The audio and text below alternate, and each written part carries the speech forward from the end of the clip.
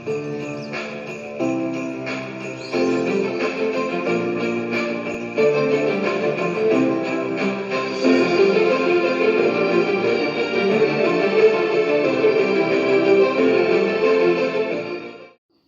sahabat yang ketiga tadi, ya udahlah damai-damai aja lah, cari jalan keluar. Gini. Ini kata yang bawa, ini buat abang aja deh. Biar kita nggak usah berantem, kasih sama orangnya aja. Ternyata orang yang ketiga tadi, orang yang sempurna yang maka bercatur peti emas itu sebuah masalah. Umat Nabi mengaku cinta Nabi, emas dalam tanah kita kali ini.